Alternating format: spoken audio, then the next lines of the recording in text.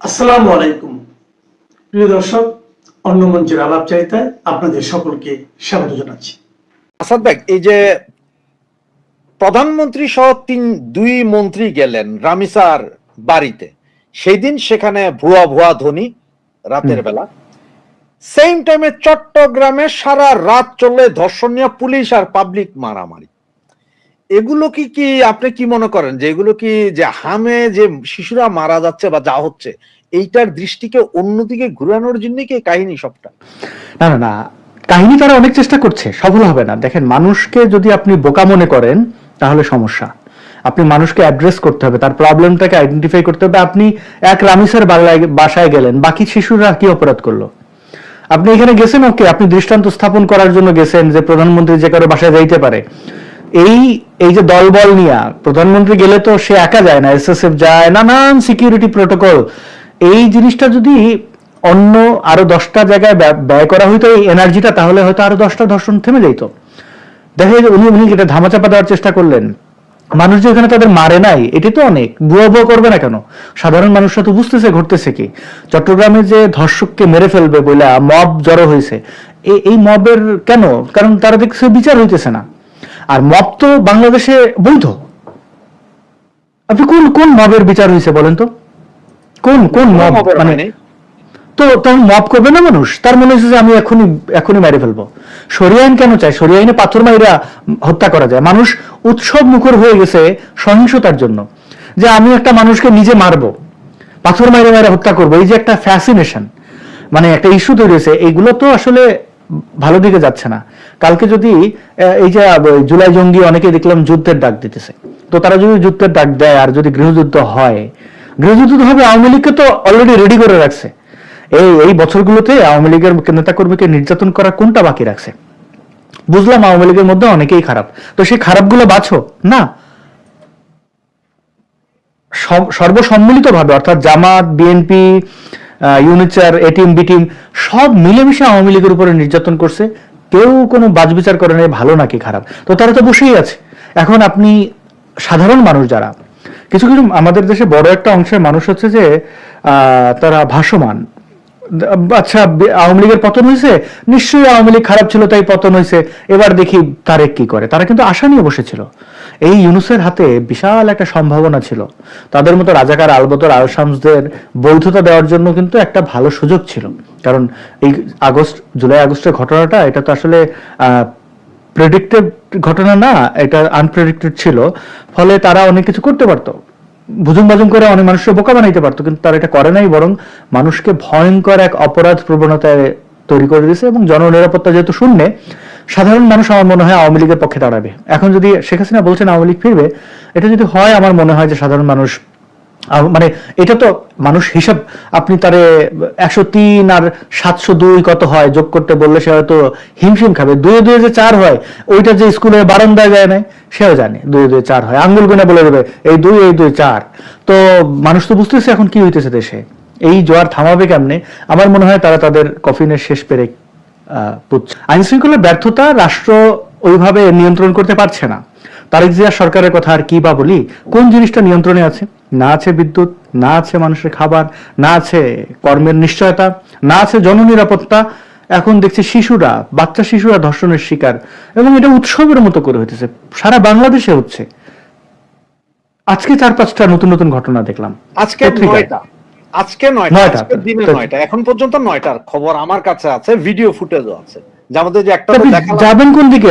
আমাদের কি বাংলাদেশে আমাদের পরবর্তী প্রজন্ম থাকবে না, যাদের আসলে ওই 2-3 বছরও হয় নাই, 15 মাস 12 মাস তারা মারা যাচ্ছে হামে?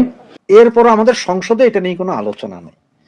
জরুরি জনগুরুত্বপূর্ণ বিষয়গুলোর মধ্যে আমাদের এখন যেটা আছে সেটা হচ্ছে যে এক ধর্ষণ, এক হাম, এটা নিয়ে আলোচনা হয় না। আমরা আলোচনা করি শুধু জুলাই সনদ নিয়ে। দেখেন, 32-এর সামনে কে গেল রে, কে ঝটিকা মিছিল করলো, কে আওয়ামী লীগ, তাদেরকে ধরতে হবে তাৎক্ষণিক। হামে এতগুলো শিশু মারা গেল, এর সাথে জড়িত ব্যক্তিদের একজনের মানে কোন জিজ্ঞাসাবাদের জন্য পুলিশ গেছে? তার মানে হামে মারা যাওয়া সমস্যা না, ধর্ষণ হয়ে মারা যাওয়া সমস্যা না, আওয়ামী লীগ ঠেকাইতে হবে। আওয়ামী লীগ ঠেকাইতে যে ওরা বোধহয় বঙ্গোপসাগরে চলে যাবে, এটা আমার ধারণা। মতিগতি আমি ভালো দেখছি না। ক্লান্ত আমরা সবাই যারা বাংলাদেশ নিয়ে একটু ভাবি। এই পরিস্থিতি আমি আমার এই 35 বছরে দেখি নাই। এই এই এই এই পরিস্থিতি, প্রতিদিন উঠে ধর্ষণের ঘটনা দেখতে হবে, প্রতিদিন উঠে হামে মানুষ মারা যাচ্ছে। আবার আসাদ ভাই শুধু ধর্ষণ না, এর ভিতরে আরো কিছু আছে, আমার কাছে আরো কিছু ভিডিও আছে যেগুলোর মধ্যে একটা মাদ্রাসার বলৎকার, ওইটা নিয়েও তো কোনো উচ্চবাচ্য নাই, তো ওইটা নিয়েও কেন সরিয়ে আইনি কি ওইটা জায়েজ? এখন এই প্রশ্ন করলে কাপড়ের দোষ, নারীর বেলাল্লাপনা, না রাতে ঘোরাফেরা করা, কর্মজীবী নারীদের উপর দোষ দেওয়া, সবই তো বাতিল হয়ে যায়। ওই শিশু এখন ছেলে শিশুদেরকে বোরকা পরাইতে হবে, সেটাই জানতে মাহরাম নিয়ে যেতে হবে, মানে সাথে একজন মানে যার সাথে বিয়ে করা যাবে না এমন মায়েরা নিয়ে যেতে হবে ইয়েতে, কি বলে, মাদ্রাসায়। এটা একটা কালেকটিভ অপরাধ, বুঝছেন? এটা সবাই মিলেমিশে এটা উৎসব হিসেবে দেখছে। দরকার শক্ত হাতে প্রশাসন এটাকে ঠিক করবে, কিন্তু তাদের মধ্যে তো চেতবেদ দেখি না। তারা বসে আছে জুলাই সনদ আওয়ামী লীগ নিয়ে। সত্যি তো তাদের ফোকাস অন্য জায়গায়। এবং যে রামিসা ধর্ষণ, এটা প্রথমে বলা হয়েছিল যে এটা ছাত্রলীগের ছেলেরা করতেছে, ধর্ষণ নাকি সারা বাংলাদেশে আওয়ামী লীগ ছাত্রলীগরা করতেছে। মানে এইখানেও কি রাজনীতিকরণ?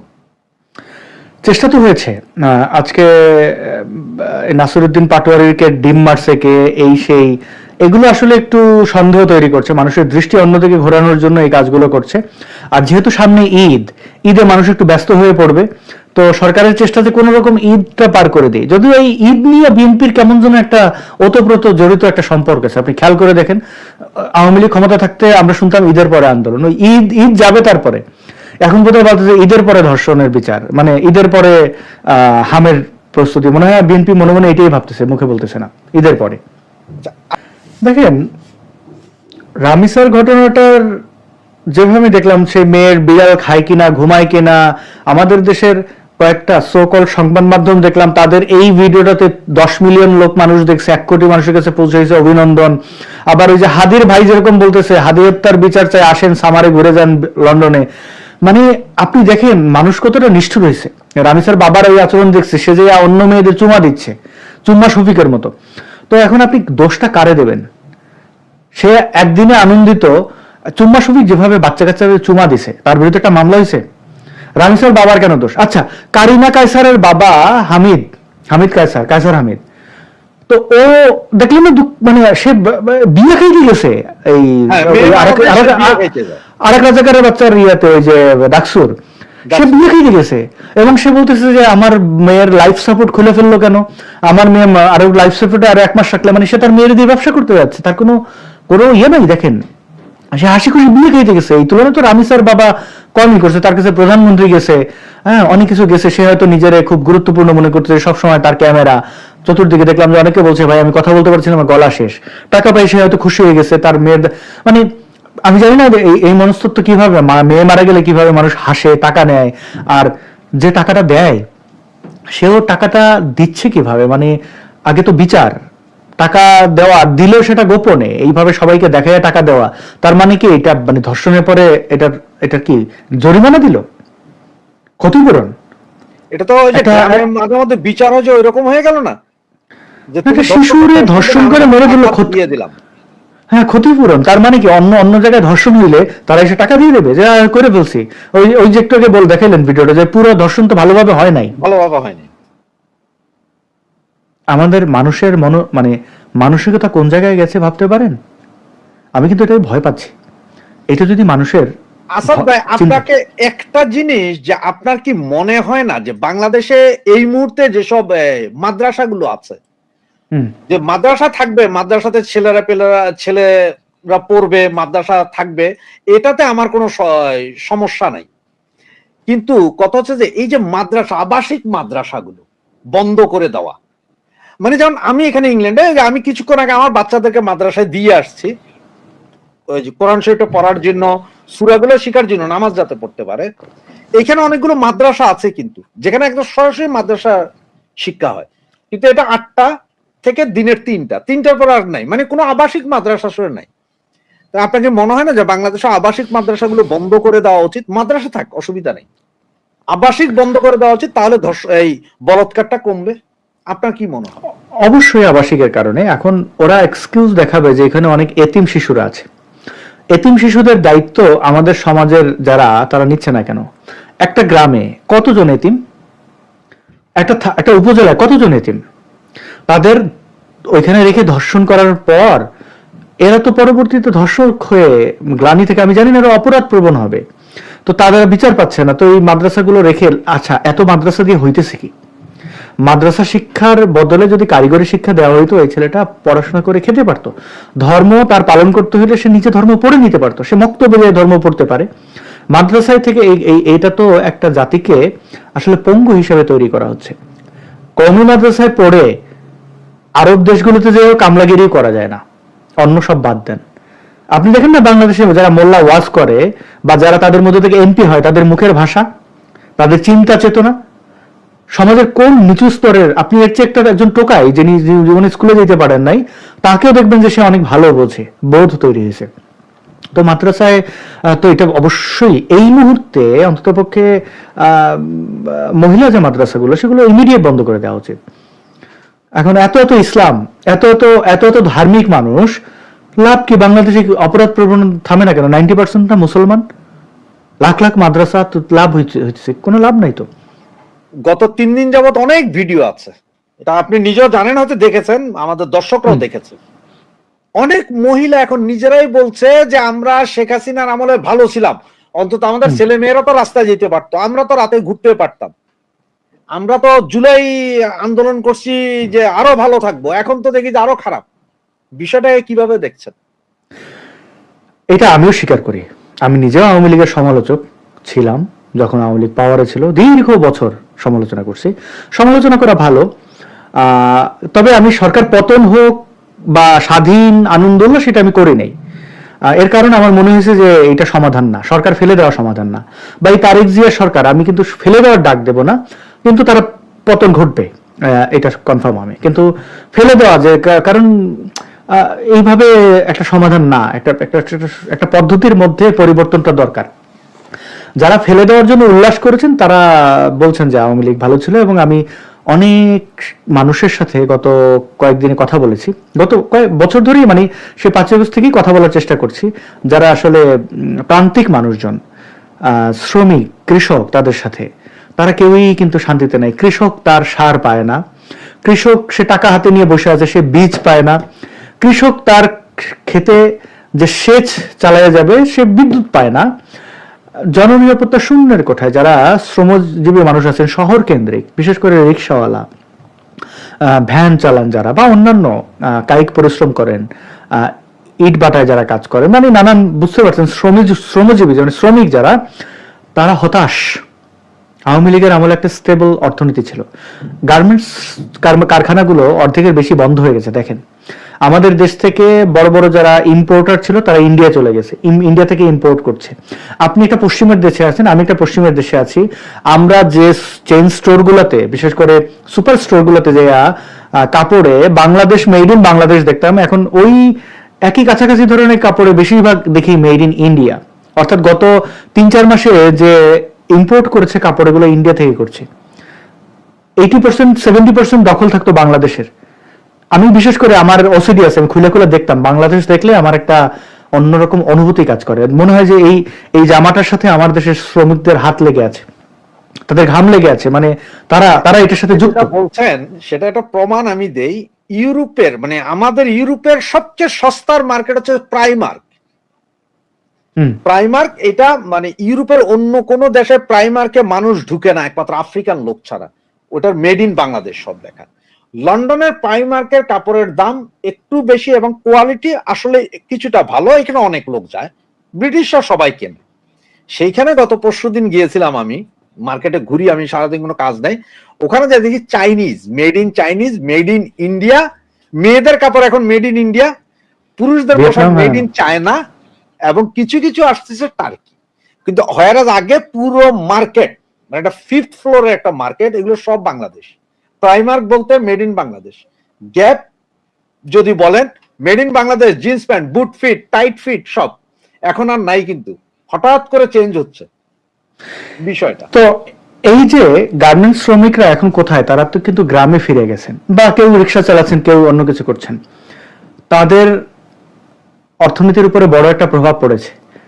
হতাশা থেকে মানুষ অপরাধ প্রবণ হয়। এই জনস্রোত থামাইতে পারবে না তারেক। এবং সামনে আমার মনে হয় সবার একটু প্রস্তুত হওয়া উচিত। অনেক ধরনের বিপর্যয় আসবে। কোভিড-19 যেভাবে শেখ হাসিনা সামলাইছিলেন বা অন্যান্য দুর্যোগ, সেগুলো কিন্তু আনএক্সপেক্টেড ছিল, কোনোভাবে আমরা প্রেডিক্ট করতে পারি না এটা হয়ে যেতে পারে। ক্রাইসিস ম্যানেজমেন্ট, সেটা শেখ হাসিনার সরকার দুর্নীতিবাদ ছিল, অপশাসন ছিল, কিন্তু এরকম ভয়ঙ্কর পরিণতি দেখি নাই।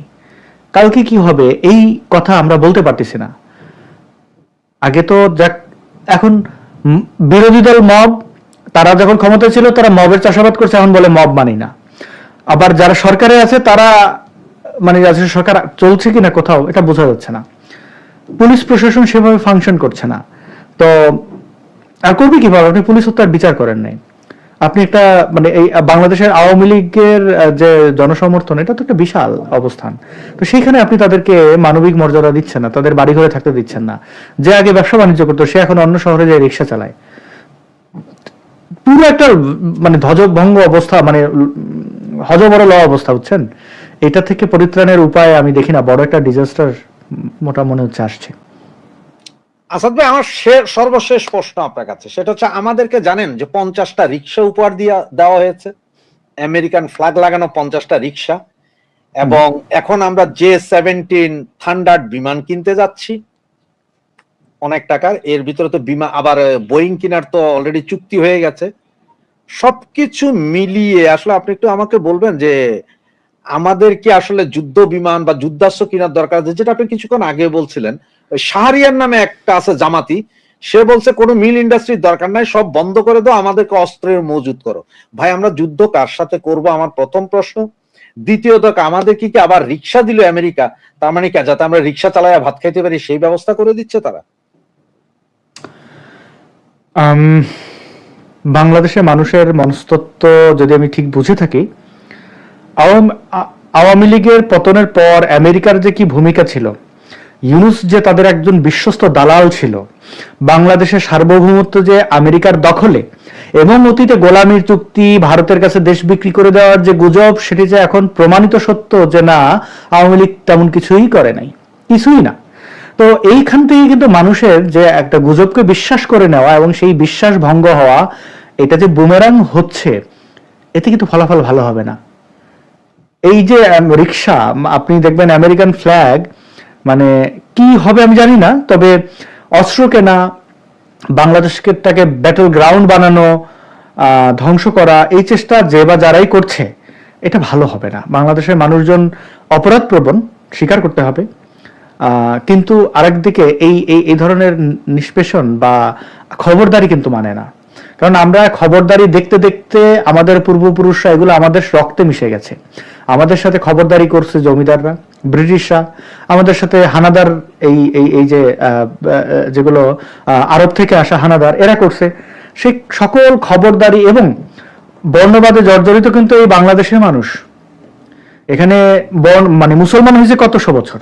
তো আমরা কিন্তু আসলে ওই রক্তচক্ষু দেখতে দেখতে দেখতে দেখতে বিদ্রোহে, বিপ্লবে আমাদের আসলে যদি কেউ আন্ডার এস্টিমেট করে তাহলে ভুল হবে। বুঝতে পারছেন? এক সর্বশেষ উদাহরণ, শেখ হাসিনার কিছু কথায় মানুষ উত্তেজিত হয়েছিল, মনে হয়েছিল তিনি দম্ভ দেখাচ্ছেন, এবং ছাত্রলীগ বলেন, পুলিশের নিয়ন্ত্রণের যে চেষ্টা, সেটা ফেল করছে, কারণ কিন্তু মানুষ নেমে আসছিল, খেপে গেছে মারাত্মক। তো এতদিনের স্টেবল একটা সরকার, আমি তো নিজেও জানতাম না যে এত ইনফ্রাস্ট্রাকচার এত ডেভেলপ করছে, বিদেশের মতো মনে হইতেছে। হ্যাঁ, elevated express way, metro rail, এটা এইভাবে দেখি নাই আর কি। হ্যাঁ, তো এত ডেভেলপমেন্ট, মানুষের জননিরাপত্তা সবই ঠিক মানে ছিল, এর চেয়ে তো অনেক বেটার ছিল। তারপরে মানুষ এই বিদ্রোহ করছে। এখন কি করতে পারে সেটা আমার মনে হয় এই অস্ত্র টস্ত্র কেনা, এগুলো হচ্ছে যে তাদের ওই বাবাদের খুশি করা। আমেরিকা আপনার একটা ক্ষমতা দিয়ে দিছে, সে তার আমেরিকা সারা বিশ্বে তো অস্ত্র বেচে বেড়ায়, এটা তো আর। নাসিরউদ্দিন পাটোয়ারির উপর একটা হামলার ঘটনার অভিযোগ এসেছে ছাত্রদল, যুবদল তাদের বিরুদ্ধে, এবং সেই অনুষ্ঠানে আবার এনসিপি লোকজনের কাছে অস্ত্র সদৃশ্য জিনিসপত্র দেখা গেছে। ছাত্রদল অভিযোগ করেছে যে জামাতের লোকজন অস্ত্র নিয়ে এনসিপি কে পাহারা দেয়। তার মধ্যে দিয়ে সব আলাপ ছাপিয়ে আরো একটি খবর, যেটি আসলে না বললেই নয়, সেটি হয়েছে আসিফ মাহমুদ সজীব ভুঁইয়া। আসিফ মাহমুদ সজীব ভুঁইয়া তিনি চট করে বলে বসলেন যে ভায়োলেন্সে যেন তাদের সঙ্গে টক্কর দেওয়ার চেষ্টা না করে সরকার বা সরকারি দল, যে ভায়োলেন্স চাইলে আমাদের থেকে বেশি কেউ পারবে না। জুলাই অভ্যুত্থানে দেখিয়েছি আসিফ মোহাম্মদ সজীবকে, আমরা হেডলাইন করেছি ভায়োলেন্সের হুমকির পর সরকার কি করবে। স্বাভাবিকভাবে এটা তো সরকারের প্রতি একটা হুমকি যে আমরা ভায়োলেন্সে এক্সপার্ট, আমরা ভায়োলেন্সের জনক, আর আমাদেরকে ভায়োলেন্স দেখাতে এসছেন। আসলে বিষয়টা কি? এবং 5ই আগস্ট জুলাই, তারাই বলে জুলাইকে তথাকথিত বলা যাবে না, কারণ জুলাইয়ের পরে যারা জুলাইকে ব্যবসা করেছে তাদেরকে মানুষ তথাকথিত বলে, সেটা তাদের গায়ে লাগে। তারা বলে যে জুলাইয়ে সবকিছুই ছিল অন্যরকম, জুলাইকে নিয়ে কোনো প্রশ্ন করা যাবে না, জুলাইয়ের পরের কোনো ঘটনাকে মব বলা যাবে না। আবার তারাই নিজেরা বলছে ভায়োলেন্সে তারা মাস্টার ডিগ্রি। আর এর মধ্যে দিয়ে আরেকটা লোক আলোচনা এসছেন, আমরা অনুষ্ঠানের দ্বিতীয় পার্টে তাকে রাখতে চাই। প্রথমেই সৈয়দ মাহমুদ আপনার কাছে জানতে চাই যে জুলাই তো একটা মহান গণঅভ্যুত্থান, বাংলাদেশের সব মানুষ, আওয়ামী লীগ পরিবারের অনেক মানুষ সেই আন্দোলনে একটা সরকার পরিবর্তন চেয়েছে, একটা আন্দোলন হয়েছে, যদিও সেটা কোটা বিরোধী আন্দোলন ছিল। কিন্তু এর মধ্যে দিয়ে পরে আমরা যে রূপ দেখেছি, আমরা যেভাবে পুলিশ হত্যা দেখেছি, আমরা যেভাবে স্নাইপার দিয়ে নিরীহ ছাত্রদের, বিশেষ করে বেসরকারি বিশ্ববিদ্যালয়ের ছাত্রদের হত্যাকাণ্ড দেখেছি, তার মধ্যে দিয়ে আসিফ মাহমুদের এই স্বীকারোক্তি ভায়োলেন্স চাইলে আমাদের থেকে বেশি কেউ পারবে না, জুলাই অভ্যুত্থানে দেখিয়েছি, এর মর্মার্থ কি আপনার কাছে মনে হয় সৈয়দ মাহমুদ মাহমুদ? দেখেন, আসিফ মাহমুদের এই ধরনের আপনার উদ্ধত বেয়াদবি সুলভ বক্তৃতা বা বক্তব্য এটাই প্রথম না। সে যখন উপদেষ্টা ছিল তার বিরুদ্ধে তো দুর্নীতির অভিযোগ, ক্ষমতার মিসইউজ করার অভিযোগ কম ছিল না। সে একবার কোন এক প্রশ্নে ইন্টারভিউ দিয়ে সাংবাদিকদের বলেছিল যে 5 আগস্টে যদি শেখ হাসিনার বিদায় না হতো তাহলে নাহিদ ইসলামের বক্তব্য রেডি করা ছিল, আমরা আর্মস মুভমেন্টে চলে যেত।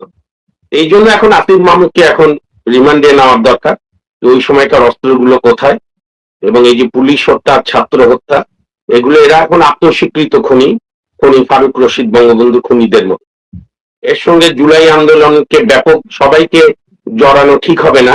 এরা জুলাই আন্দোলনের সুযোগ নিয়ে এদের গুরু চক্রান্ত, জামাতের চক্রান্ত। আমি আপনার এই অনুষ্ঠানে বহু আগে বলেছি, এনসিপি হচ্ছে জামাতের যুব শাখা।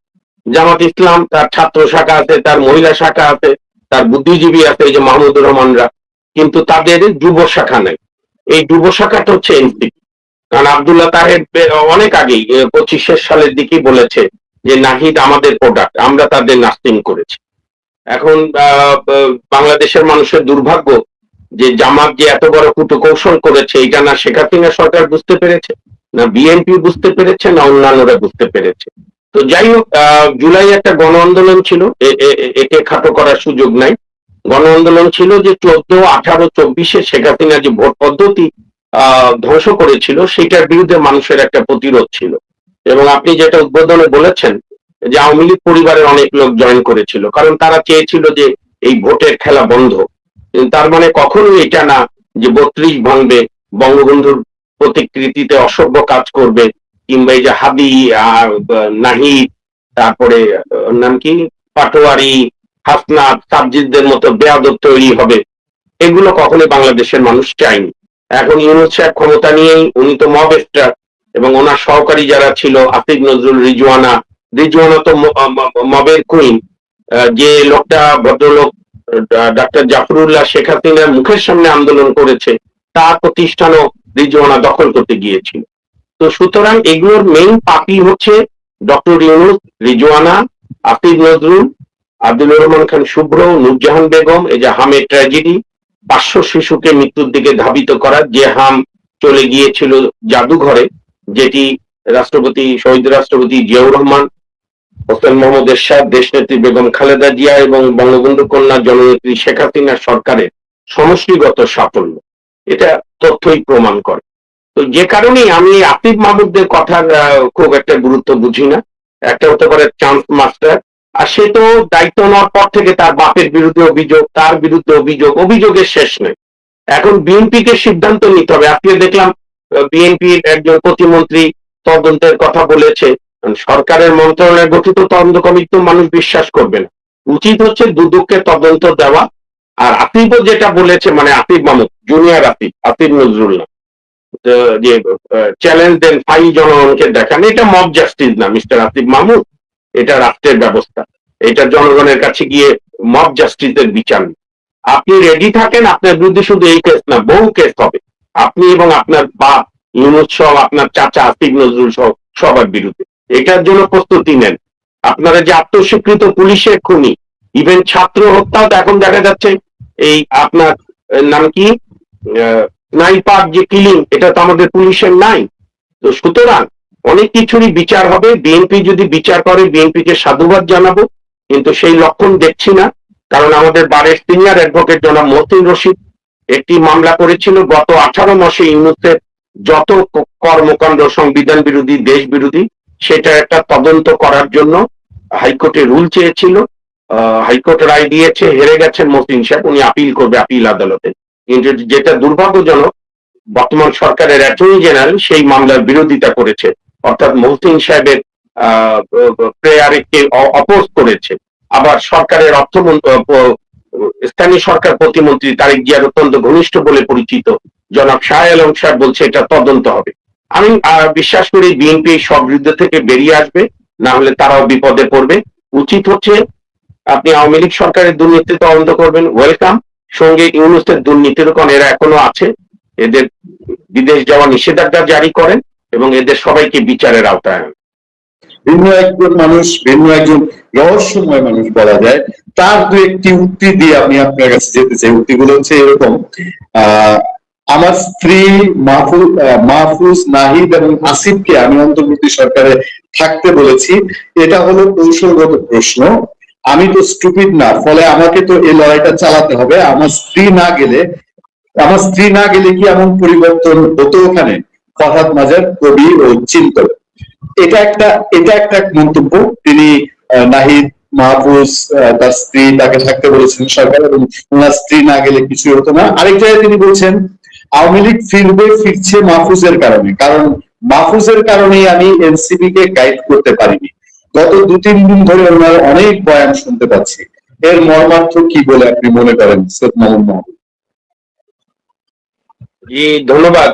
দেখেন, ফরহাদ মাজার সাহেব বয়স্ক মানুষ, আমাদের কালচার হচ্ছে বয়স্কদের নিয়ে আমরা আজে বাজে মন্তব্য করি না, কিন্তু ওনার কখনোই আমি কোনো কথাবার্তার আগামাথা বুঝি না, একটা বিভ্রান্ত লোক। ওনার স্ত্রী এবং নাহিদরা থেকে ইউনূসের কি, সরকারের কি পরিবর্তন করেছে? যে হাম জাদুঘরে চলে গিয়েছিল, ইউনূস সেই হামকে বাইরে এনেছে। আমার মেয়ে, আমাদের মামুনি রাফিসার বিরুদ্ধে যে অপরাধ, এটা তো একটা ব্যক্তির অপরাধ, এবং রাষ্ট্র ইতিমধ্যেই সেই নরপিশাচকে গ্রেপ্তার করেছে। চার্জশিট হওয়ার পথে, বিচার হবে দ্রুত, আমরা আশা করি। এখানে তো রাষ্ট্রের কোনো মানে অবদান নাই যে রাষ্ট্র বলেছে একে রেপ করো।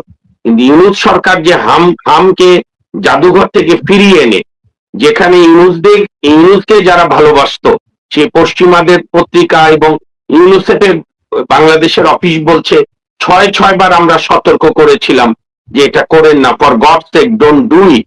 এটার বিচারও তো ইউনূসের হবে। রেপের পথিকৃত হচ্ছে এই জামাত রাজাকার আলবদ। তো তারা আজকে তড়িৎ বিচার চায়। এখন আপনি যেটা বলছেন, দেখেন পূর্ণিয়া ভাই, নিশ্চয়ই তারেক আমার সঙ্গে একমত হবে, তারেক রহমান, যে আমরা কিন্তু বাংলাদেশকে মব কালচারের জন্য শেখ হাসিনার বিরুদ্ধে আন্দোলন করি, বাংলাদেশকে পাকিস্তানের দিকে ধাবিত করার জন্য আন্দোলন করি, বা বঙ্গবন্ধুর বাড়ি ভাঙার জন্য আন্দোলন করি। আমরা চেয়েছি যে 14, 18, 24-এ যে ভোট ব্যবস্থা শেষ হয়ে গিয়েছিল সেইটাকে পুনরুদ্ধার। এবং আমি বিশ্বাস করি বিএনপিও নিশ্চয়ই পূর্ব পাকিস্তান দিকে ধাবিত হওয়ার জন্য এই আন্দোলন করেনি। এখন আপনি যেটা ফরহাদ মাজার সাহেবকে নিয়ে বলছেন, আমি আপনাকে বহু আগে বলেছিলাম পূর্ণিয়া ভাই, যে আমাদের বাংলাদেশের মুক্তিযুদ্ধে দুটি গোষ্ঠী আছে প্যাথোলজিক্যাল বাংলাদেশ বিরোধী। একটি তো এই যে জামাত ইসলাম দেখা যাচ্ছে, আরেকটা হচ্ছে চৈনিকপন্থীরা, যারা চৈনিকপন্থী বামপন্থী, যারা মুক্তিযুদ্ধকে দুই কুকুরের লড়াই বলেছে, মশিউর রহমান জাদু মিয়া থেকে শুরু করে ইত্যাদি। এই যে ফরহাদ মাজার, এরা হচ্ছে ওই অপভ্রংশ। যে কারণে দেখবেন ফরহাদ মাজার 2007 সাল থেকে বলে এই সংবিধান ফেলে দেন, প্রথম কিন্তু তার বুদ্ধি থেকে এগুলো। আসলে তারা 72-এর সংবিধানকে তাদের পরাজয়ের দলিল মনে করে, জামাত যেরকম মনে করে ফরহাদ মাঝহাররাও মনে করে। এবং এই ভদ্রলোকটার কোনো স্ট্যান্ডিং নেই, আমি এটা নিয়ে আলোচনা করারও কোনো রুচি পাই না। আমি বরং যেটা তারেক রহমানের সঙ্গে একমত, এবং আমাদের যিনি মাননীয় প্রধানমন্ত্রী আরেক জনাব তারেক রহমান, আমি তারেক রহমান প্রধানমন্ত্রী তারেক রহমানকে কেমন স্নেহ করে আমি আপনাকে বলি। এবারকার 26শে মার্চ আমি যদি ভুল না করে থাকি, আমরা গিয়েছিলাম ইয়াতে রাষ্ট্রপতি ভবনে খুব জাঁকজমক ভাবে, কারণ ইউনূস তো এগুলো দিবস করতে দিত না। তারেক রহমান সাহেব শেষ মুহূর্তে আসছিল, তা আমরা ছিলাম কফিটারি খাচ্ছি। পরে আমার কাছে কয়েক লয়ার বলে যে মামুন ভাই যেহেতু জানে তারেক রহমান আমার খুব স্নেহের, বলে প্রধানমন্ত্রী তারেক রহমান ডেকে পাঠিয়েছে, খোঁজ করেছে তারেক কই। এই জন্য আমি তারেক রহমানকে প্রকাশ্যে অনুরোধ করব যে সরকারে থাকে কিন্তু অনেক সময় অনেক জিনিস বুঝতে পারেন, আমি শ্রদ্ধা রেখেই বলছি, আমি বরং তারেক রহমান সাহেবকে অনুরোধ করবো, এই তারেক রহমানকে ওই মাননীয় প্রধানমন্ত্রী তারেক রহমানকে একদিন সময় করে গিয়ে বলুক যে জামাতকে বিশ্বাস করা সাপকে বিশ্বাস করা এক। বরং বিএনপি একটা বড় রাজনৈতিক দল, গণতান্ত্রিক ভাবে আমরা বলছি না যে ইউনূসকে গ্রেফতার করতে হবে, কিন্তু আওয়ামী লীগের দুর্নীতিরও যেরকম তদন্ত হবে, ইউনূসদের 18 মাসের এই যে দগদগে ঘা যে তদন্ত করা সহজ হবে সেই তদন্তগুলো করুন। আর আসিফ মাহমুদের আমি একদম একমত, ও স্ট্যান্ডবাজি করে। আমার এখনো মনে আছে তারিখটা ভুল হলে তারেক রহমান আপনি আমাকে ঠিক করে দেন, আমার যদি স্মৃতি বিট্রে না করে, তাবজিস আলম আনিসুল্লাহর সঙ্গে বৈঠক করে ওই বারান্দায় গুলশান থেকে বেরিয়ে বলেছে কোন প্রকার কোন সরকার বিরোধী আন্দোলনে আমরা নাই, বোধহয় 19শে জুলাই অথবা 20শে জুলাই, তাই